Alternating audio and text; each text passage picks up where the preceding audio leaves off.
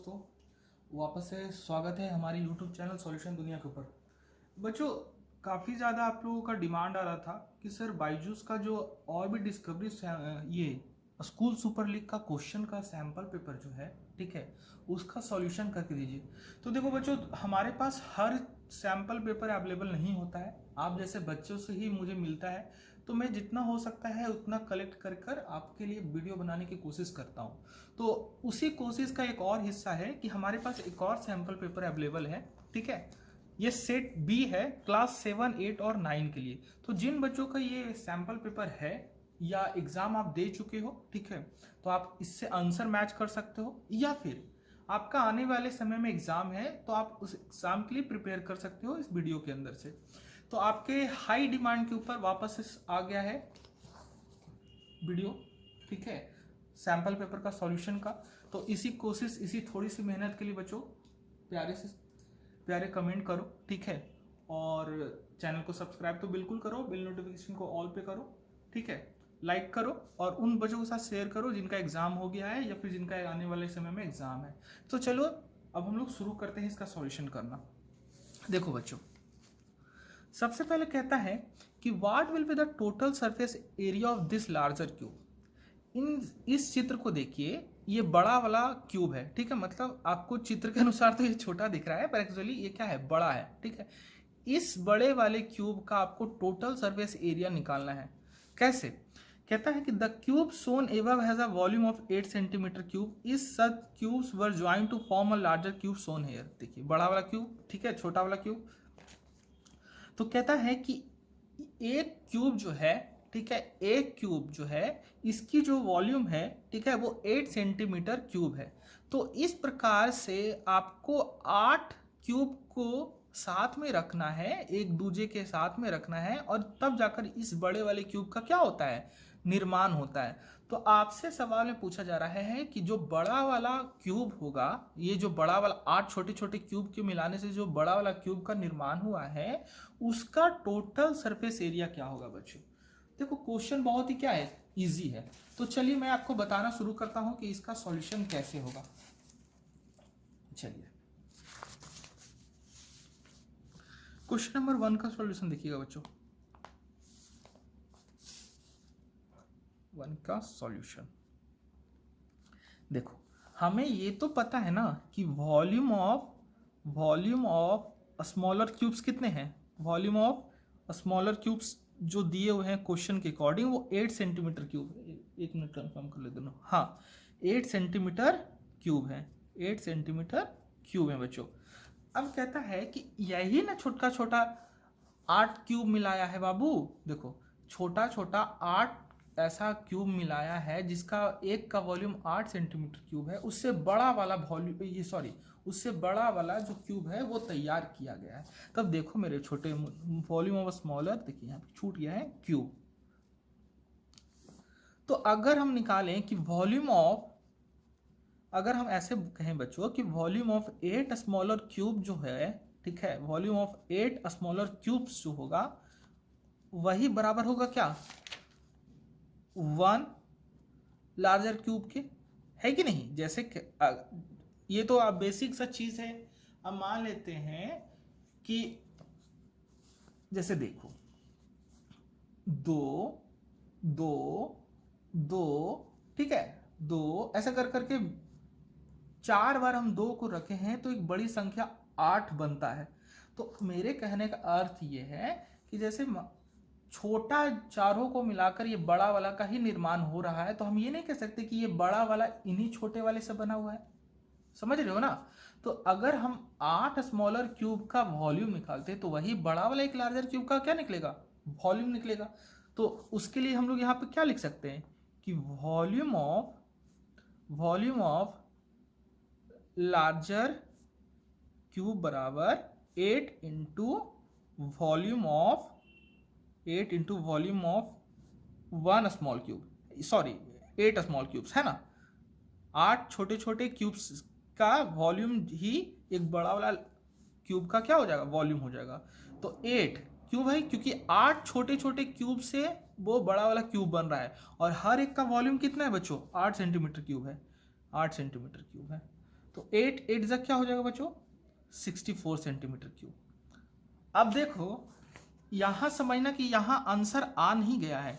देखो बच्चे क्या करेंगे कि ये वाला टिक मार्कर निकल जाएंगे, पर ध्यान देना कि ये हमारा आंसर क्या है, गलत है। क्यों? क्योंकि इसमें वॉल्यूम नहीं पूछ रहा है। यहां ध्यान दीजिएगा बच्चों कि यहां पे एक इंपॉर्टेंट टर्म का इस्तेमाल किया गया है, टोटल सरफेस एरिया। तो टोटल सरफेस एरिया इसको निकाल कर देना है। तो टोटल सरफेस एरिया निकालने के लिए बच्चों वो क्यूब का 6 इंटू हम लोग साइड स्क्वायर करते हैं, 6 इंटू क्या करते हैं, साइड स्क्वायर करते हैं। तो हमारे पास क्या होना चाहिए, साइड अवेलेबल होना चाहिए। क्या होना अवेलेबल होना चाहिए, साइड होना चाहिए। तो हम इससे साइड को निकालेंगे। तो देखो बच्चों, वॉल्यूम ऑफ क्यूब बराबर फॉर्मूला क्या होता है, वॉल्यूम ऑफ क्यूब बराबर फॉर्मूला होता है साइड क्यूब, है कि नहीं? यही ना होता है बच्चों। आप मतलब L into L into L into L, L into L into L तो कोई मतलब सेंस नहीं निकालता है। तो कहने का मेरा सिर्फ अर्थ है कि साइड क्यूब होता है, मतलब ठीक है, साइड इंटू साइड करते हैं, क्योंकि क्यूब जो है ठीक है उसमें तीनों साइड्स क्या होते हैं, इक्वल होते हैं। मतलब लेंथ, ब्रेथ और हाइट के बारे में, डायमेंशन के बारे में बात कर रहे हैं, साइड के बारे में नहीं, ठीक है। तो थोड़ा सा मतलब अगर बोलने में थोड़ा आपको लगता है कि थोड़ा कंफ्यूजन हो रहा है तो आप कॉपी भी देखा करो, क्योंकि कभी कभी मैं तेजी में बोलकर निकल जाता हूँ, ठीक है, आदत हो जाती है पढ़ाने की ना, तेजी तेजी। अब देखो, तो साइड निकालना है हमें, तो साइड ऑफ लार्जर क्यूब बराबर, साइड ऑफ लार्जर क्यूब बराबर क्या हो जाएगा, एक्स। मान लेते हैं कि उसका साइड क्या है, एक्स है, ठीक है। तो कहने का मतलब है बच्चों कि एक्स क्यूब मतलब साइड का क्यूब अगर करते हैं तो क्या निकलता है, वॉल्यूम निकलता है। तो साइड हम माने कितना है, एक्स, तो उसका अगर क्यूब करेंगे तो क्या निकल जाएगा, वॉल्यूम निकल जाएगा। तो वॉल्यूम आया कितना है, 64, है कि नहीं बच्चों, यही ना आया है 64। अब अगर हमें सिर्फ एक्स का वैल्यू चाहिए, ठीक है, सिर्फ x का वैल्यू चाहिए, तो हमें इस प्रकार से करना पड़ेगा, क्यूब रूट निकालना पड़ेगा किसका, 64 का। और 64 किसका होता है क्यूब बच्चों, x बराबर क्या हो जाएगा, 4 सेंटीमीटर, है ना। कैसे, जैसे देखो 4 इंटू 4 करेंगे बच्चों तब ना 64 आएगा। क्यूब निकालते हैं, किसका क्यूब होता है 64, तो 64 क्यूब होता है 4 का, इसलिए x बराबर क्या आया, 4 सेंटीमीटर आया। अभी यहाँ पे भी हमारा आंसर गलत है, ठीक है, क्योंकि अभी हमने साइड निकालना है। अब बोल क्या रहा है कि ये टोटल सरफेस एरिया हमको बताओ, क्या बताओ, टोटल सरफेस एरिया इस बड़े वाले वॉल्यूम का। तो टोटल सरफेस एरिया का फॉर्मूला मैंने अभी बताया बच्चों, 6 into side square, 6 into side square. तो 6 इंटू साइड स्क्वायर, तो साइड कितना आया 4, तो 4 गुने 4 यानी कि 4 का स्क्वायर बच्चों, ठीक है, 4 का स्क्वायर कितना हो जाएगा 16, 16 6 96 सेंटीमीटर स्क्वायर, ठीक है। तो हमारा ऑप्शन नंबर ए क्या है, सही है, 1 का ऑप्शन नंबर ए सही है। अब आइए इस क्वेश्चन के ऊपर बच्चों, इस क्वेश्चन के ऊपर मैंने पिछले बार भी वीडियो में बनाकर दिया है। इसी प्लेलिस्ट, एक्स्ट्रा मार्क प्लेलिस्ट को आप खोलोगे तो उसमें बायजूस का एक और सैंपल पेपर का सॉल्यूशन है जिसमें मैंने ये क्वेश्चन बताया है। फिर भी चलो इस सैंपल पेपर में भी यही क्वेश्चन है, तो फिर मैं थोड़ा सा बस हल्का सा बता देता हूँ। जैसे देखो, कहता है कि इसको आपको 4 के क्यूब में आपको बदलना है, मतलब इस चित्र जो है वो कैसा होना चाहिए, 4 के हिसाब से। तो 4 कहने का मतलब है वो कि यहाँ कितना क्यूब होना चाहिए था, 64 क्यूब्स होना चाहिए था, ठीक है। डिटेल में समझने के लिए वो पुराना वाला वीडियो मेरा देखिए, 64 क्यूब्स है, ठीक है। अब इसको चाहिए 64 क्यूब्स, परंतु इसमें अवेलेबल कितने हैं, तो देखिए 1 2 3 4 है ना बच्चों। फिर उसी प्रकार से 5 6 7 8 और उसके फिर नीचे 9, या फिर ऐसे समझो 1 2 3 4, ठीक है, 5 6 7 8। तो इसके नीचे भी तो इस प्रकार से 4 रखे होंगे बच्चों, तो 9 10 11 12, फिर इसके ऊपर रखे हुए 13 14 15 16।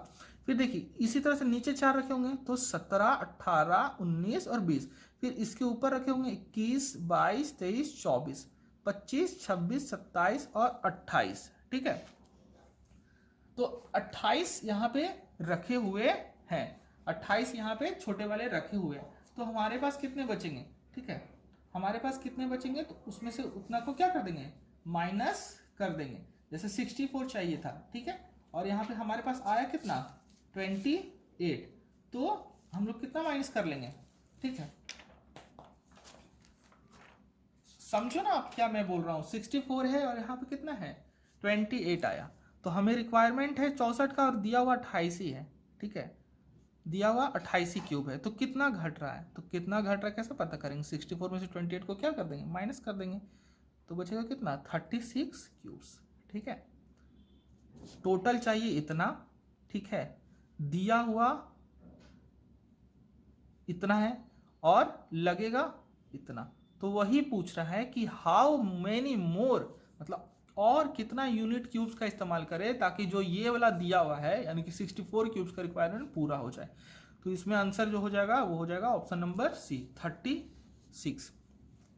अब देखिए जोई का ये वाला भी क्वेश्चन मैंने पुराने वाले सीट में किया है बच्चों, ठीक है, आप चाहे तो उधर से देख सकते हो, अगर नहीं देखना है तो देख के मैं थोड़ा सा ऊपर ऊपर समझा देता हूँ, ठीक है। देखिए इसी कॉपी में होगा तो मैं क्यों फिर से करूँ आपके लिए, मुझे देखने दो, मैंने इसमें ही बनाया है ना, एक सेकंड रुक जाइए बच्चों।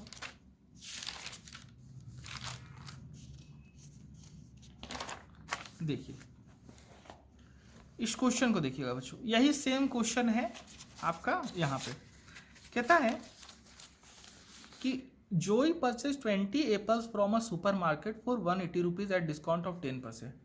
जोई जो है, ठीक है, वो क्या करते हैं कि 20 एप्पल खरीदते हैं 180 रुपये के हिसाब से, ठीक है, 10% डिस्काउंट जब मिलता है, जैसे मान लेते हैं कि कीमत होगा अपने आप में 100 है कि नहीं, 100% कोई चीज़ अपने आप में 100% है, उस पर इसको क्या मिला 10% डिस्काउंट मिला, तो 10% डिस्काउंट मिलने का मतलब है कि वो खरीदा कितना में 90% उसका कीमत में, है कि नहीं, जितना उसका एग्जैक्ट कीमत था, ठीक है, एग्जैक्ट वैल्यू क्या था वो हमको नहीं पता, तो 90% जब कीमत अदा कर रहा है, यानी कि अदा कितना कर रहा है वो 180, यही 90% क्या है 180 के बराबर है। तो हमने क्या किया है देखो कि let the real price of 20 apples बराबर x, मान लेते हैं कि हकीकत में जो उसकी शुरुआती कीमत होगी x, ठीक है, जो इन्हें 20 एप्पल खरीदा 10% डिस्काउंट के हिसाब से, तो पहले 100% में जो एप्पल मिलता था अब उसको कितना मिल रहा है 90% में, तो 90% ऑफ x ही ना है 180, 90% में ही ना वो खरीदा है 180 रुपये देकर, तो 90/100 इंटू एक्स किए, ठीक है। अब देखो इधर ये चीज डिवाइड में इधर जाएगा तो क्या में हो जाएगा मल्टीप्लाई में, इधर ये क्या में है मल्टीप्लाई में, तो इधर आएगा क्या हो जाएगा डिवाइड में, तो मैंने 90 से 180 2 बार में काटा, तो 2 इंटू क्या हो गया 100, तो x बराबर क्या हो गया 200, यानी कि 100% एप्पल्स की कीमत है कितनी 200, ठीक है।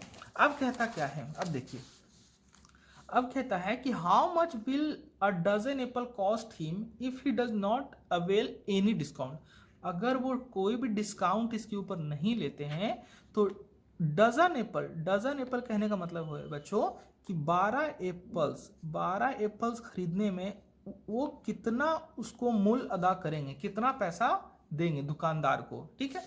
तो यहां तक समझ में आया होगा आपको, नहीं आया तो वीडियो को स्किप करके मत देखो, ठीक है, थोड़ा सा स्लो डाउन करके देखो या फिर एक ही चीज को थोड़ा सा 2 बार देख लो। अब देखो हमने पता कर लिया कि 20 एप्पल का एग्जैक्ट वैल्यू कितना था बिना डिस्काउंट लिए 200, तब एक एप्पल का कितना वैल्यू हो जाएगा बाबू 200/20 है ना, तो 20 से अगर 200 को काटोगे बच्चों तो कितना हो जाएगा, एक एप्पल का कीमत 10 रुपया, है कि नहीं। अब मान लेते हैं कि 1 दर्जन एप्पल का निकालना है, तो 1 दर्जन एप्पल कहने का मतलब है कितना 12 एप्पल, तो 12 एप्पल का निकालने के लिए 20 से मैंने 200 को काटा ताकि पता क्या चल जाए, एक एप्पल का दाम पता चल जाए, और एक एप्पल का अगर हमें दाम पता चल जाएगा तो 12 एप्पल का दाम निकालना क्या है आसान है, तो मैंने एक एप्पल के दाम से 12 एप्पल को क्या कर दिया गुना कर दिया, तो हमारे पास क्या हो गया आंसर प्राप्त ₹120।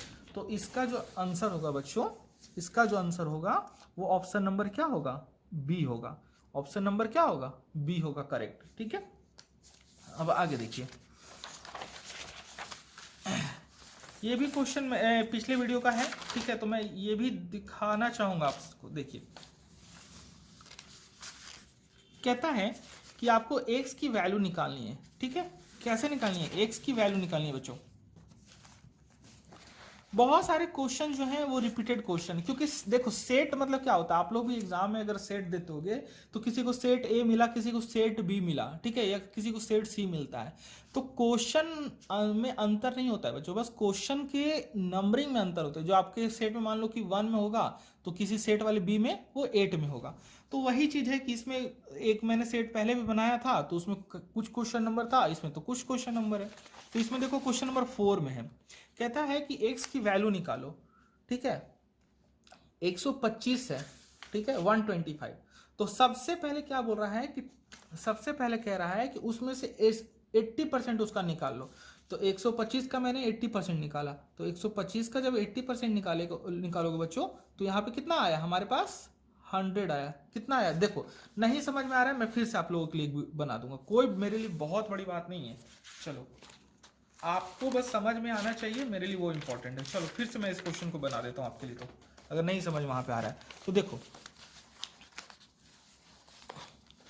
कहता है कि 125 का 80% बच्चों है कि नहीं। पहले क्या निकालो, 1 टेक 80% ऑफ 125। तो अगर इसमें से हम इसका 80% निकालते बच्चों तो क्या होगा, 80% ऑफ 125 है कि नहीं। तो 80% ऑफ 125 कहने का मतलब है 80/100 गुने 125। अब 20 के टेबल में 4 टाइम्स में और 20 के टेबल में कितने 5 टाइम्स में, और 5 के टेबल में कितने बार में 25 बार में। तो जब इसको निकाल लिए बच्चों तो कितना निकला, 100 निकला। अब सेकंड स्टेप में कहता है कि जितना आपके पास आया उसका 5/4। तो अगर 100 का देखो यहाँ पे देखो 5/4 निकालना है किसका, 100 का। तो 4 के टेबल में 100 कितने बार में कटेगा, 25 बार में। तो 25 से कितना हो जाएगा बच्चों, 125, ठीक है, 125 हो गया। अब कहता है कि जितना आपके पास आया उसको डिवाइड कर दो किससे, 5 से। तो अगर हम 125 को 5 से डिवाइड करेंगे बच्चों तो कितना होता है देखो, 5 2 10, 2 कैंसिल आउट, 5 5 5 25, क्या आया 25 आया। अब कहता है कि जितना आया उसका स्क्वायर रूट, तो 25 का अगर स्क्वायर निकालेंगे बच्चों स्क्वायर रूट तो कितना आएगा 5, ठीक है। तो हमारा ऑप्शन नंबर ए क्या है, सही है। देखिए ये भी एक इंपॉर्टेंट क्वेश्चन है, कहता है कि दिए हुए चित्र में कहता है कि इसमें से कौन सा अंक उसमें जोड़ देंगे, मतलब option A, option B, option C या ऑप्शन डी, कि दिया हुआ चित्र जो हो जाए वो क्या हो जाए, पूरा हो जाए। तो देखिए बच्चों इसमें मुझे लगता है कि निरीक्षण करने वाली चीज है, ठीक है, इसमें निरीक्षण करने वाला चीज है कि आप इसको देखें ध्यानपूर्वक और ऑप्शन देखिए। तो देखिए बच्चों क्या है ना, मैंने कैसे इसको चुना, मैंने देखा कि ये जो है लकीर जो है ये यहां से क्या आएगी, यहां की ओर आएगी, यहां की ओर आएगी, है कि नहीं बच्चों। तो यहां पे इस तरह से लकीर जो है, ये नहीं है, ठीक है, ये भी नहीं है और ये है। तो ये मैंने देख लिया। अब ए और डी है। अब उसके बाद फिर कह रहा है कि जब ये वाला यहां आ जाएगा बच्चों तो देखो इस तरह के ट्राइंगल्स बन रहे हैं। इस तरह के ट्राइंगल्स किसमें बन रहे हैं, इस तरह के ट्राइंगल, मतलब अगर ये ऊपर का है तो ये भी क्या होना चाहिए, इस तरह से नीचे की ओर होना चाहिए। देखो ये वाला हिस्सा अगर ऊपर है, ठीक है, और ये हिस्सा नीचे है, ये ऊपर है, तो ये क्या कहाँ होना चाहिए, नीचे का होना चाहिए।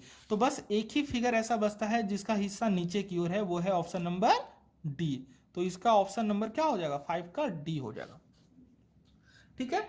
चलिए अब क्वेश्चन नंबर 6 की ओर चलते बच्चों। ये क्वेश्चन भी ऑलरेडी रिपीटेड क्वेश्चन है, पर यहाँ पे देखो बच्चों किसी भी टीचर की जिम्मेदारी बनती है कि अगर उसने कुछ बताया है तो वो सही बताए, अगर कुछ गलत बताया है तो वो भी वो बताए कि उसने वो गलती कर दिया है। और यहाँ पे यही चीज मैं आपसे कहना चाहूंगा कि जो मैंने क्वेश्चन नंबर 6 बताया था, ठीक है, पिछले वीडियो के अंदर, उसमें मैंने उसका आंसर ले आया था 2πr²। अब मैं बताता हूँ कि इसमें मेरा आंसर जो है वो गलत है। कारण क्या है कि देखो होता क्या है कि वीडियो बनाने के दौरान मैं तो कोई एक्सपर्ट नहीं हूँ, आप मेरे सब्सक्राइबर को ही देखकर बता सकते हो कि मैं तो कोई एक्सपर्ट वीडियो बनाने वाला हूँ नहीं। अरे भाई मैं तो पढ़ाता हूँ तो बस आप लोग के लिए थोड़ा ये समय मिलता है तो मैं वीडियो बना लेता हूँ। तो उसी अकबकाहट में, ठीक है, उसी अकबकाहट में मैंने क्या किया है ना कि ये 4 पार्ट्स मैंने देखा नहीं, ठीक है। इसका जो है मेरे नज़र का फेर था कि मैंने इसको 4th पार्ट देख लिया, मतलब एक ही हिस्सा देख लिया। जैसे कह रहा है कि if a lemon of radius r divide into 4 identical part, then what would be the total surface area of the 4 parts. तो मैंने इसको 4 पार्ट नहीं बल्कि 4th पार्ट पढ़ लिया। तो मैंने इसका टोटल सरफेस एरिया जो है पिछले क्लास में भी निकाल कर बताया था बच्चों, तो मैं ज़्यादा उसमें समय वेस्ट नहीं करूंगा, ठीक है। पर मैं आंसर सुधारने के लिए वो क्वेश्चन को वापस से आपको रिकॉल कर देता हूं कि मैंने वो क्या गलती की थी। देखिए यहाँ पे आइए, देखिए उस सेट में ये क्वेश्चन नंबर 2 के रूप में था। यहाँ पे देख लो बच्चों कि सरफेस एरिया जो दिया हुआ है वो 4 पाई आर स्क्वायर। इस वीडियो को पूरे अच्छे से देखने के लिए, इस क्वेश्चन को फिर से समझने के लिए प्लीज आप लोग एक्स्ट्रा मार्क प्लेलिस्ट में जाइए और जो डिस्कवरी सुपर लीग का जिसपे थंबनेल बना हुआ है वो कृपया करके देखिए, उसमें इसमें मैंने डिटेल में समझाया है। तो सरफेस एरिया क्वेश्चन में 4 पाई आर स्क्वायर दिया हुआ है और लेमन होता है स्फीयर।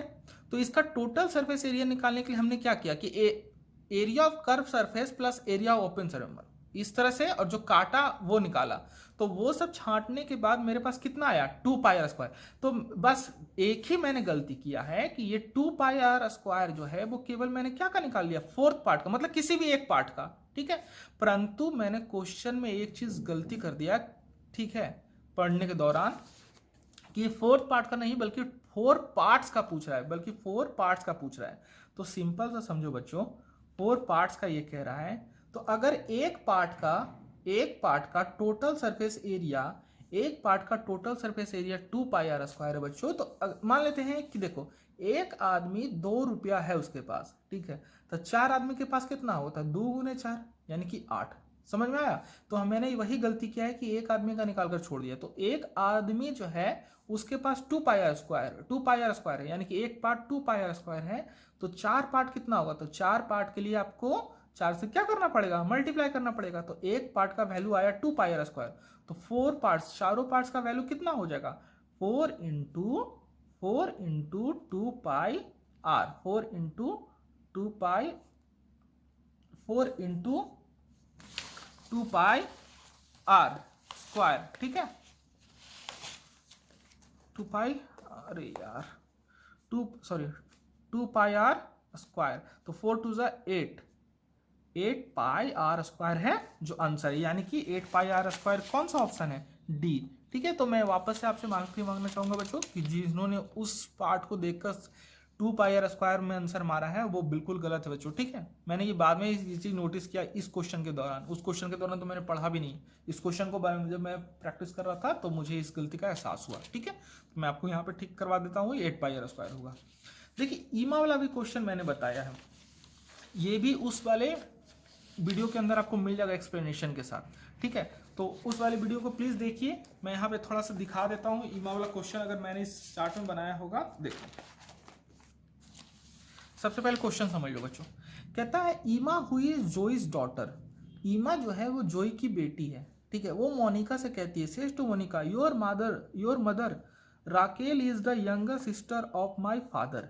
तुम्हारी जो माँ है वो मेरे पिताजी की छोटी बहन है, ठीक है। Who is the third child of Sam, वो, और साथ ही साथ ये भी बात है कि जो इसके पापा की छोटी बहन है वो सैम की तीसरी संतान है। How is Sam related to Monica, तो मोनिका से सैम जो है वो कैसे रिलेटेड है, मोनिका से जो सैम है वो कैसे रिलेटेड है। देखिए इसमें मैंने बताया है बच्चों, देखो कि जोई जो है, ठीक है, वो क्या है ईमा की मम्मी है, ईमा की क्या है मदर है। जोई जो है वो ईमा की क्या है मदर है।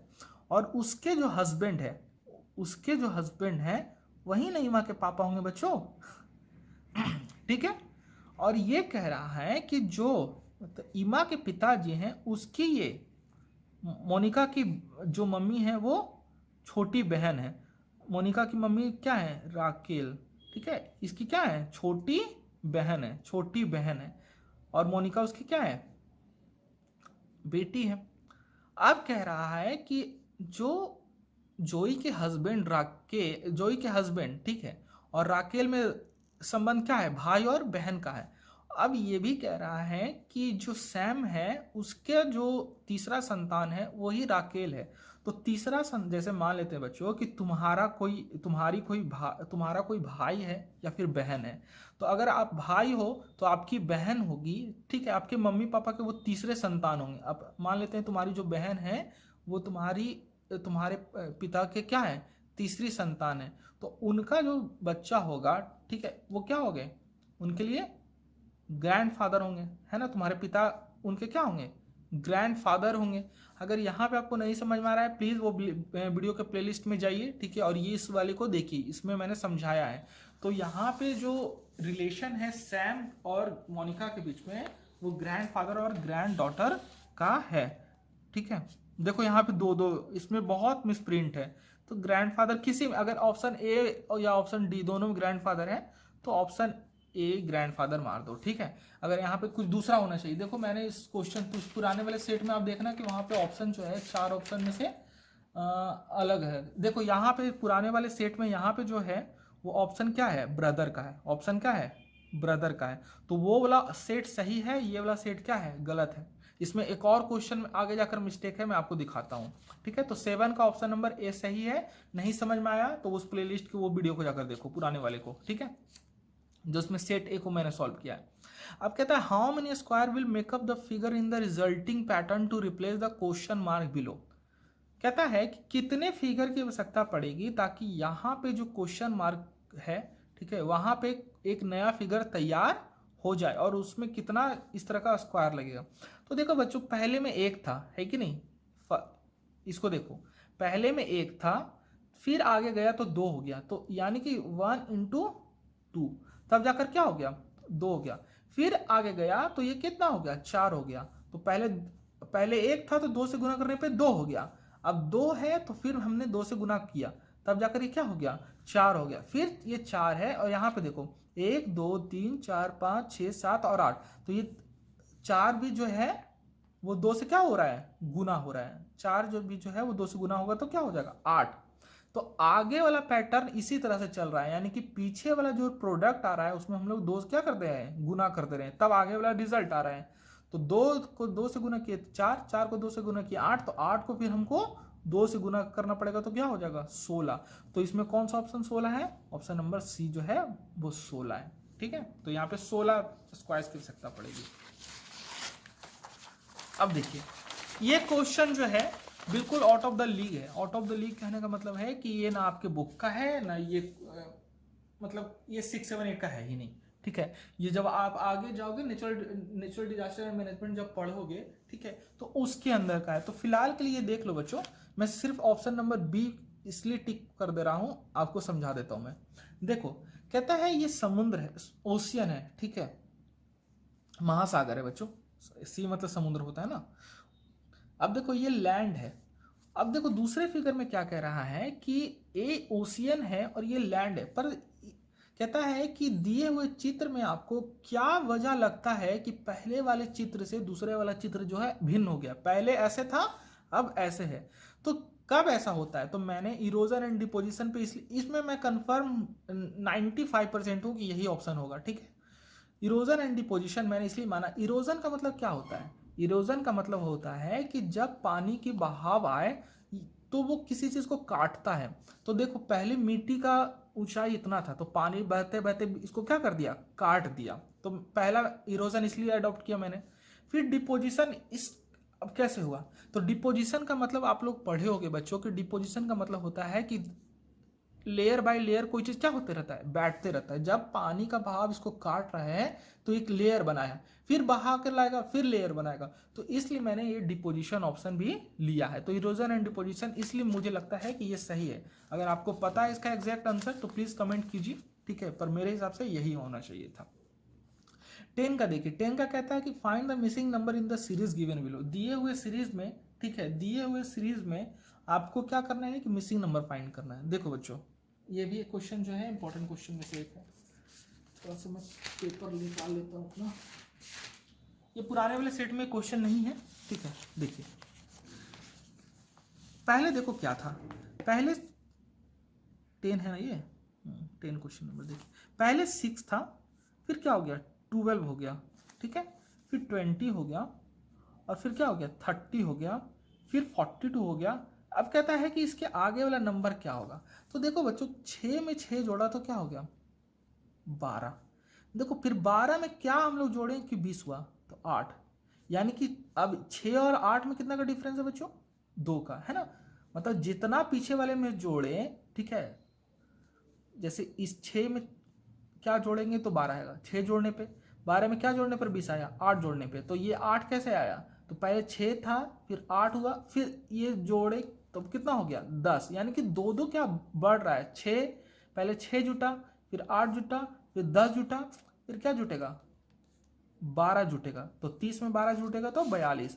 उसी तरह 42 में क्या और जोड़े कि आगे तो 12 है, तो अगला वाला नंबर क्या होगा 14, तो 42 में 14 जोड़ोगे तो क्या होगा 2 4 4 2 6 और 4 1 5, 56, ठीक है। तो ऑप्शन नंबर इसमें, ऑप्शन नंबर डी जो है वो करेक्ट है। देखो ये भी क्वेश्चन मैंने पिछले वाले में बताया, फिर भी देख लो, क्वेश्चन इजी है। कहता है कि पहले 1 था, फिर 1 है, फिर 2 हुआ, फिर 3 हुआ, फिर 5 हुआ, फिर 8 है, फिर 21 है। तो देखो बच्चों 1 और 1 जोड़ने पर क्या आता है 2 आता है।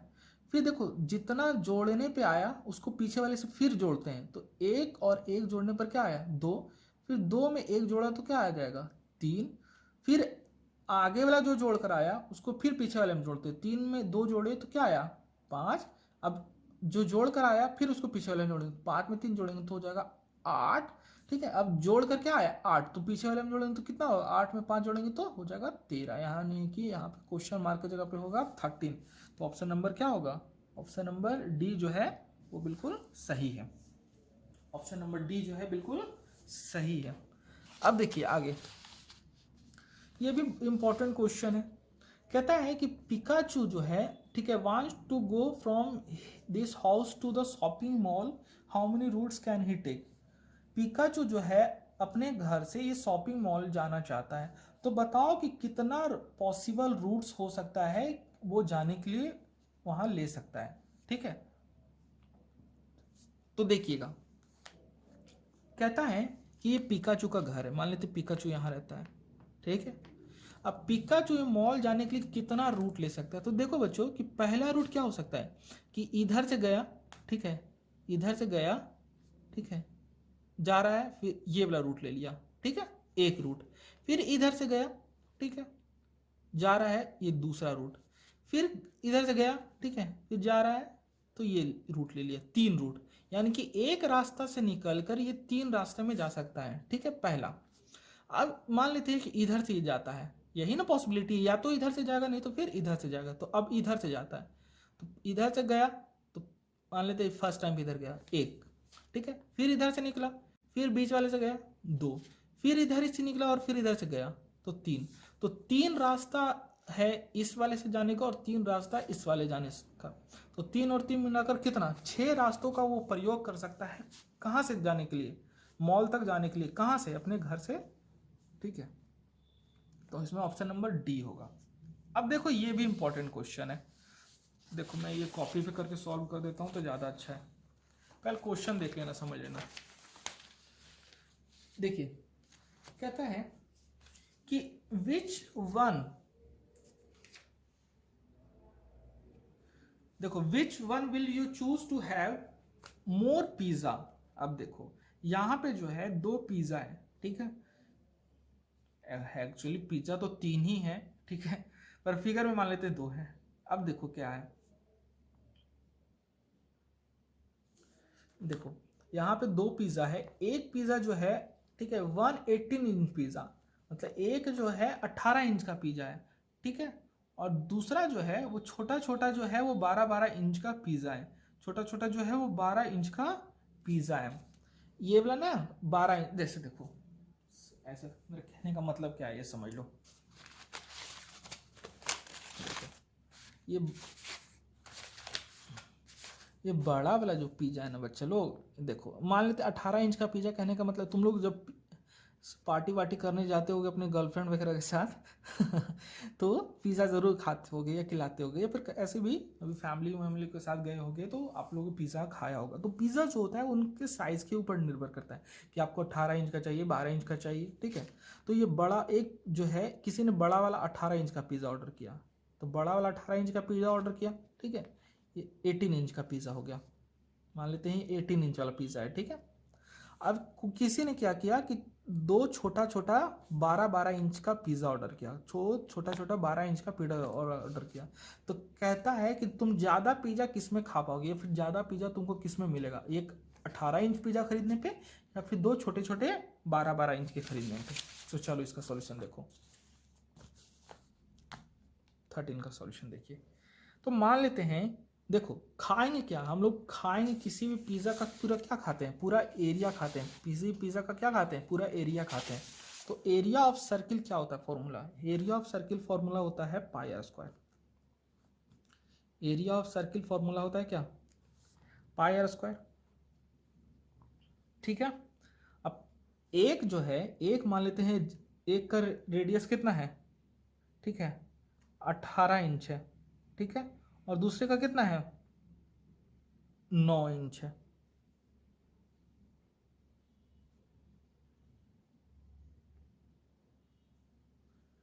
ये तो डायमीटर न हो जाएगा यार, रेडियस देखो, वही मुझे कंफ्यूजन हो रहा था। रुको, डायमीटर कितना हो गया, ये 18 इंच का पिज़्ज़ा है, ठीक है, और ये डायमीटर जो है वो कितने का है, 12 इंच का है। ये कितने का है, 12 इंच का है। तो डायमीटर 18 इंच है, ठीक है, तो इसका रेडियस कितना हो जाएगा 9, और ये डायमीटर अगर 12 इंच का छोटा पिज़्ज़ा है तो इसका रेडियस कितना हो जाएगा 12 6, ठीक है।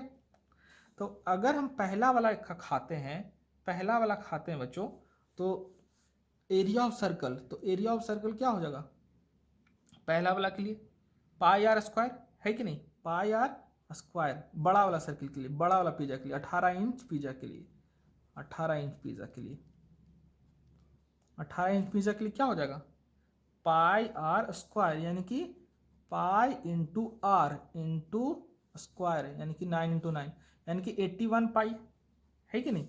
अब छोटा छोटा दो खरीदते हैं, तो एक का पहले निकाल लेते हैं, एक का अगर पाई आर स्क्वायर हम निकालते हैं, तो छोड़ो इसे 2 इंटू कर दो ना, 2 इंटू पाई आर स्क्वायर, है कि नहीं, एक का निकल जाएगा पाई आर स्क्वायर से, तो दो का 2 इंटू पाई आर स्क्वायर, तो 2 इंटू पाई का वैल्यू पाई ही रहने दो, छोड़ो उतना हट करने से निकालने से कोई फायदा नहीं है। 6 इंटू 6, तो 6 कितना हो गया 36, और 2 72 पाई हो गया, 72 पाई हो गया। तो देखो बच्चों 81 पाई है और एक 72 पाई है, यानी कि एक जो एरिया निकलेगा खाएंगे तो 81, उसमें 81 पाई खाएंगे, और एक में 72 पाई खाएंगे, तो किस में खाने में हमको ज़्यादा मिलेगा, तो 81 पाई वाले में ना, जिसका सरफेस सॉरी एरिया ज़्यादा है उसमें ही ज़्यादा पिज्जा आएगा, तो 81 पाई वाला ही आंसर क्या है, सही है।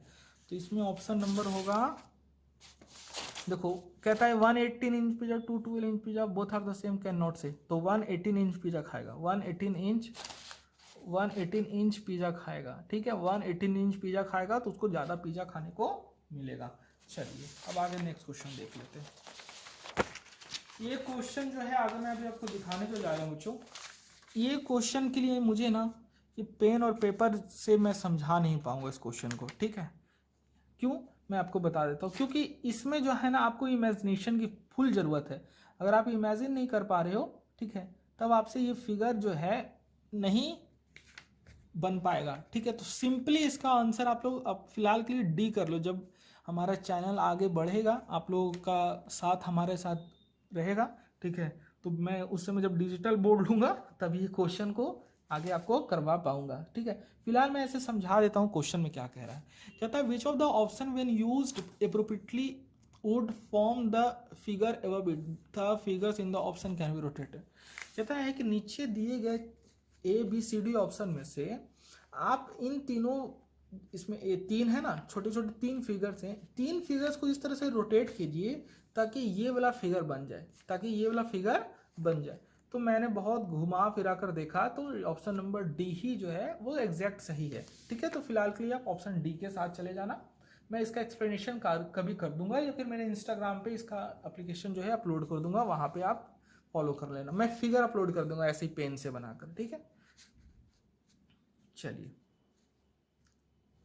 और आगे देखते हैं। कहता है which of the following is not as an example of combustion. देखो ये क्वेश्चन जो है बिल्कुल गलत है बच्चों। इसमें क्वेश्चन क्या था, देखो मैं दिखाता हूं ये क्वेश्चन क्यों गलत है। क्योंकि बायजूस का ही एक और सैंपल पेपर मैंने सॉल्व किया है, तो उसमें आप देखना, इसमें देखो क्या लिखा हुआ है, which of the following is not an example of combustion. इस क्वेश्चन के कहने का अर्थ है कि नीचे दिए गए ऑप्शन में से कौन सा कंबसन का एग्जाम्पल नहीं है।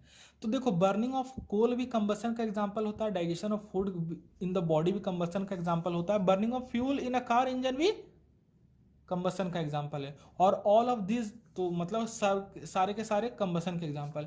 तो पर कह क्या रहा है कि not an example of combustion, तो इसमें से कोई है ही नहीं ऐसा।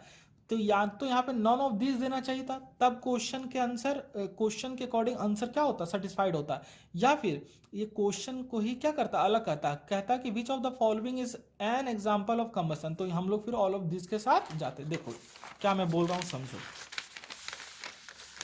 देखो यही क्वेश्चन सेम है ना, विच of the following is an example of rapid combustion.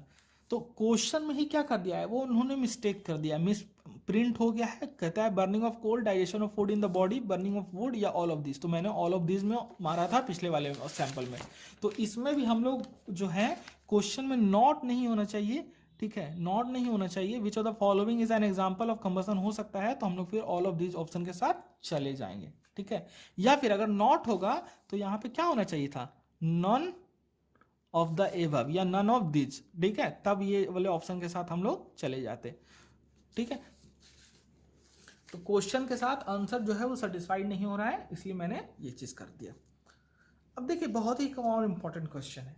कहता है what is the greatest length which can be use to measure exactly the length 8 metre, 4 metre 20 centimetre and 12 metre 20 centimetre. कहता है कि क्या वो बड़ा से बड़ा क्या चीज होगा, ठीक है। जैसे कहने का मतलब है कि नापने वाला इंची टेप होता है ना बच्चों, नापने के लिए इंची टेप इस्तेमाल करते हैं। अब जैसे मान लेते हैं कि इंची टेप 5 फीट का रहता है, ठीक है। तब अगर मेरे पास 14 फीट का कोई चीज है तो क्या इस इंची टेप से नापा जा सकता है, नहीं। परंतु अगर 3 फीट का कोई चीज है तो इस इंची टेप से नापा जा सकता है। अगर मान लेते हैं कि कोई 4.5 फीट का है तो इस इंची टेप से नापा जा सकता है। परंतु कह रहा है कि हम क्या वो लंबा सा लंबा चीज ले, या क्या लंबा से लंबा वो उसका साइज होगा कि वो तीनों चीज को नाप ले। तो ये तीनों के बारे में बात नहीं हो रही है, बल्कि बात हो रही है 8 मीटर, 4 मीटर 20 सेंटीमीटर और 12 मीटर 20 सेंटीमीटर। तो देखो बच्चों कि वो लंबा से लंबा चीज, तो लंबा से लंबा चीज हम लोग, देखो जब हम लोग क्लास 5-6 में थे तो दो तरह से निकालते थे। आपने देखो एक रिंगिंग बेल वाला क्वेश्चन बनाया होगा कि वो कौन सा समय होगा जब तीनों बेल जो है एक साथ बचेंगे, ठीक है। तो अभी हम लोग उस पर जिक्र नहीं करते हैं। तो इसमें हम लोग निकालेंगे HCF, ठीक है, हाईएस्ट कॉमन फैक्टर, या फिर हम लोग लिख सकते हैं GCD, यानी कि जो है ग्रेटेस्ट कॉमन डिवीजर। ऐसा इसलिए देखो बताते हैं, देखो कहता है कि वो लंबा से लंबा इसको लेना चाहिए, तो लंबा से लंबा लेना चाहिए तो हाईएस्ट चाहिए ना, हमको हाईएस्ट चाहिए ताकि वो तीनों का तीनों मेजर कर सके। तो अगर हम एलसीएम निकालेंगे बच्चों, तो एलसीएम में निकलता है क्या, लोएस्ट कॉमन मल्टीपल, मतलब वो छोटा से छोटा चीज चाहिए, पर इसको चाहिए क्या, बड़ा से बड़ा वो चीज चाहिए जिसमें ये तीनों को मेजर करने की क्या हो, क्षमता हो। तो बड़ा सा बड़ा चीज निकालने के लिए क्या हम इस्तेमाल करते हैं, HCF का। बड़ा से बड़ा चीज निकालने के लिए हम लोग किस चीज का प्रयोग करते हैं, HCF का। और HCF तो आप सभी को निकालना आता ही होगा, ठीक है। तो चलो मैं यहाँ पे इस क्वेश्चन को ही थोड़ा सा ले लेता हूँ, समझा देता हूँ कि कैसे इसको बनाएंगे। जैसे देखिए मोटे तौर पे मैं समझा देता हूँ। 16 देखिएगा बच्चों,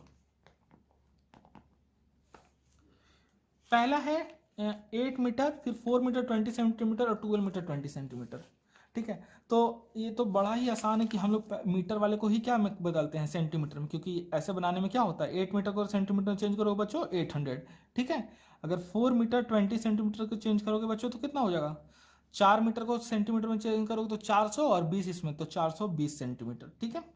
उसके बाद फिर क्या है 12 मीटर और 20 सेंटीमीटर, 12 मीटर और 20 सेंटीमीटर। तो 12 को चेंज करोगे सेंटीमीटर में तो क्या हो जाएगा 1200, और उसमें 20 जोड़ दोगे तो क्या हो जाएगा 1220 सेंटीमीटर, 1220 सेंटीमीटर, 1200 क्या हो गया 20 सेंटीमीटर हो गया।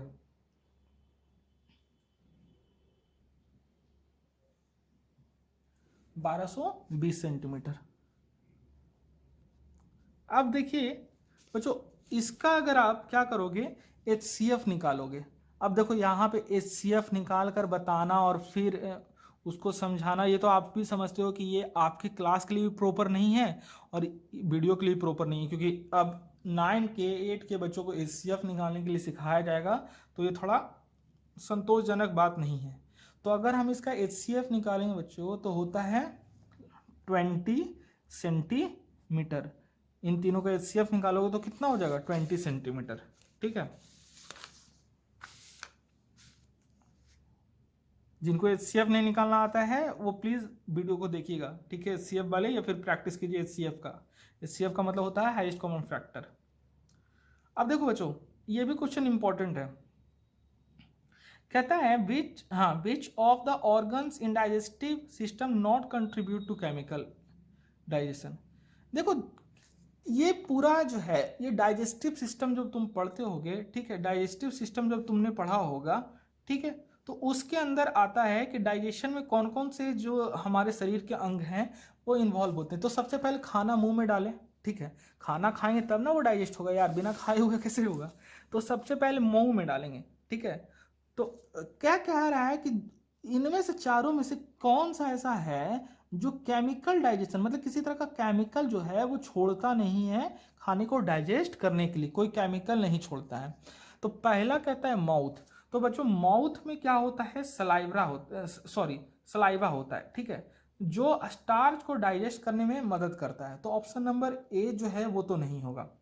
फिर ऑप्शन नंबर बी है स्टमक। स्टमक में बच्चों इंजाइम होता है, ठीक है, जैसे कि पेप्सिन एक इंजाइम होता है, ठीक है, स्टमक के अंदर।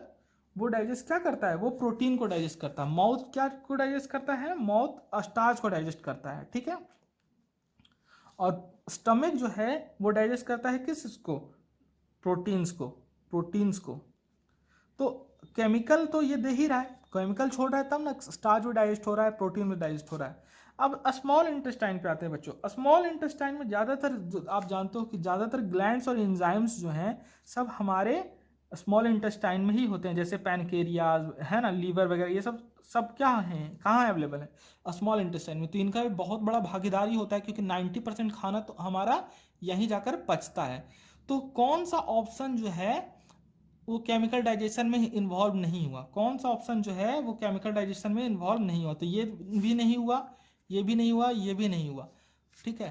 तो यहाँ पे लिखा हुआ है एसोफेगस, इसकी स्पेलिंग भी क्या है, गलत है। ऑसोफेगस क्या होता है, ऑसोफेगस क्या होता है बच्चों, कि जब हम खाना खाते हैं तो जिस नली से हमारा खाना जो है वो भीतर जाता है शरीर के अंदर जिस जाता है उसको हम लोग ऑसोफेगस पाइप कहते हैं, ठीक है। इसकी स्पेलिंग जो होती है वो यहाँ पे छुटी हुई है, OESOPHAGUS, ऑसोफेगस बोलते हैं, ठीक है। तो ऑसोफेगस जो है वो केमिकल कोई भी डाइजेशन नहीं करता है, वो केवल क्या काम करता है, खाना को अंदर पाइप के सहारे भेजने का काम करता है। मान लेते हैं फूड है, ठीक है, तो ये पाइप के सहारे अंदर भेजने का क्या करता है, काम करता है। अब देखिएगा नेक्स्ट क्वेश्चन कहता है which of the following is a renewable source of energy. बहुत ही आसान क्वेश्चन है बच्चों। रीन्यूएबल सोर्स कहने का मतलब होता है क्या, कि वैसे सोर्स ऑफ एनर्जी जिसका हम लोग पुनः इस्तेमाल कर सकते हैं, तो पुनः इस्तेमाल सोलर एनर्जी का भी हो सकता है, सूरज की रोशनी, हाइडल एनर्जी मतलब पानी वाला एनर्जी है ना, विंड का इस्तेमाल करते हैं, विंड एनर्जी। तो ऑल ऑफ द एबव जो है ऑप्शन क्या होगा, सही होगा। 19 क्वेश्चन देखिए, कहता है कि January 1 2004 was a Thursday, what day of the week lies on January. कह रहा है कि 1 जनवरी, ठीक है, 1 जनवरी 2004 को क्या है बच्चों, थर्सडे है। 1 जनवरी 2004 को थर्सडे है। तो आपसे पूछ रहा है कि 1 जनवरी 2005 को कौन सा दिन आएगा।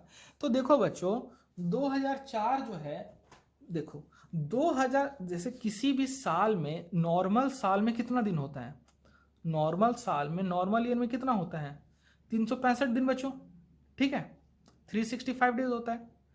पर 2004 जो है 2004 जो है एक लीप ईयर है। तो लीप ईयर कैसे है देखो, अगर ये 4 से पूरी तरह डिविजिबल होता है तो यानी कि लीप ईयर है। 4 5 जा 20, ठीक है, कट डाउन, जीरो उतारे नहीं लगा, जीरो लगाएं, 4 4 1 जा 4, पूरी तरह से क्या हो गया, पूरी तरह से ये क्या हो गया, कट कट डाउन हो गया, यानी कि एक लीप ईयर है। तो लीप ईयर में कितना डेज होगा, लीप ईयर में होगा 366 डेज, ठीक है।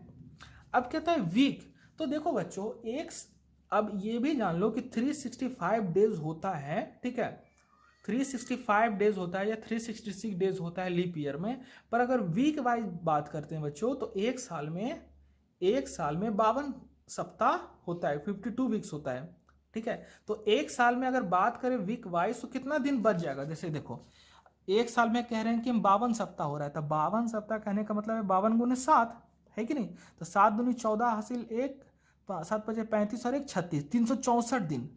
तब भी इसमें कितना बच रहा है, एक दिन फालतू जा रहा है, एक दिन बच रहा है ना।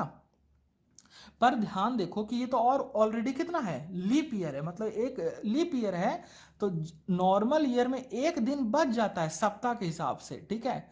तो लीप ईयर में कितना दिन बचेगा, जहां जैसे 365 था उसमें एक दिन क्या हो रहा है, बच जा रहा है, तब ना 364 दिन हो रहा है।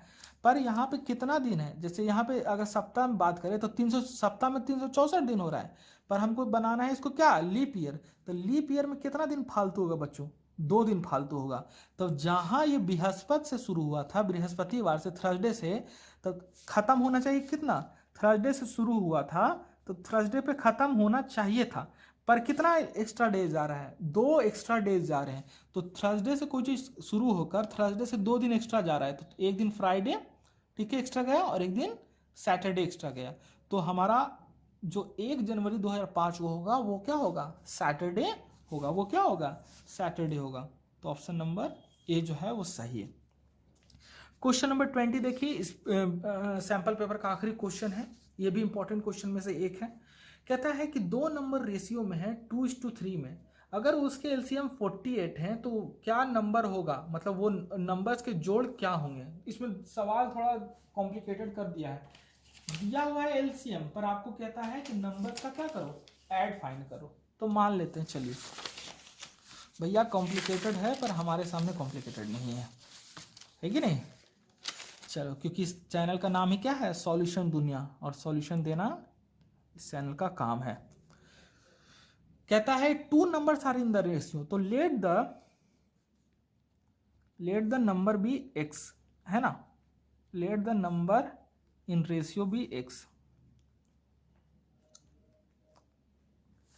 तो एक क्या हो जाएगा, 2x हो जाएगा बच्चों नंबर के हिसाब से, है ना, और एक क्या हो जाएगा, 3x हो जाएगा।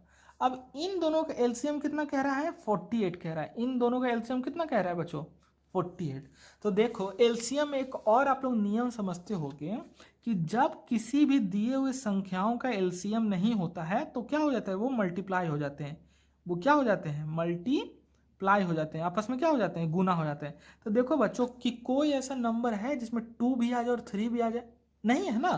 तो इन दोनों का अगर एलसीएम नहीं निकलेगा तो इन दोनों को आपस में गुना करने पर क्या हो जाएगा, मल्टीप्लाई हो जाएगा, और मल्टीप्लाई होकर एलसीएम के रूप में क्या दे रहा है, 48 दे रहा है। ये हम नहीं कह रहे हैं बल्कि क्वेश्चन में ही कह रहा है कि एलसीएम इन दोनों को गुना करने पर क्या आ रहा है, 48 आ रहा है। तो 2 3 6x, तो 6x बराबर क्या आ रहा है, 48 आ रहा है, 6x बराबर क्या आ रहा है, 48। तो x बराबर क्या होगा, x बराबर हम निकालेंगे तो हमको नंबर का पता चल जाएगा। तो x बराबर अगर निकालेंगे तो 48 बटा क्या हो जाएगा, 6 हो जाएगा, 6 8 जा 48। x का वैल्यू अगर 8 आता है बच्चों तो पहला नंबर 2x माने, let the first number be 2x, तो इसका वैल्यू कितना हो जाएगा, 2 इंटू एक्स, एक्स का वैल्यू कितना आया, 8, 2 8 जा 16।